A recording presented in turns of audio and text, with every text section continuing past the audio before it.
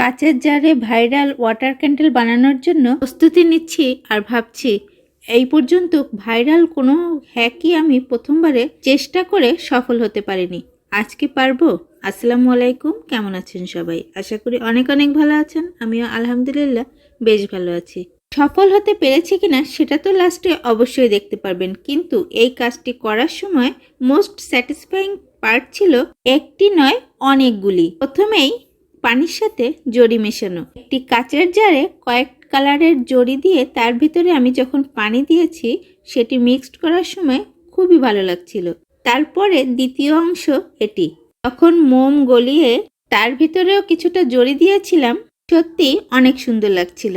এবার সোশ্যাল মিডিয়ায় দেখানো নিয়ম অনুযায়ী পানির উপরে আমি গলানো মোমটা ছেড়ে দিচ্ছি। এই পার্টটি ছিল সবচেয়ে ভয়াবহ। কি যে হবে এই দুশ্চিন্তা নিয়ে একরকম চোখটা বন্ধ করে পানিতে ছেড়ে দিলাম মোম। 10 থেকে 15 মিনিট অপেক্ষা করার পরেই দেখি মোম শক্ত হয়ে গেছে। তবে কাচের জারটি এখনো গরম আছে, তাই সুতা কেটে আরো কিছুক্ষণ রেখে দিলাম। সম্পূর্ণ ঠান্ডা হওয়ার পরে প্রথমত দেখতে পেলাম ভিডিওতে যেরকমটা দেখেছিলাম একই লেভেল অনুযায়ী মোম থাকে সেরকম হয়নি। আমারটি কেমন যেন মেঘের মতো হয়ে গেছে। তারপরেও জিনিসটা দেখতে অনেক সুন্দর হওয়ায় খারাপ লাগছিল না। তবে যখনই আমি কাচের জারটিতে একটি ঝাঁকি দিলাম, নিচের পানি উপরে চলে আসলো। হায়রে কপাল, এবারও আমি ব্যর্থ হলাম। আসলে ভাইরাল কোনো হ্যাক আমার চেষ্টাই করা উচিত নয়।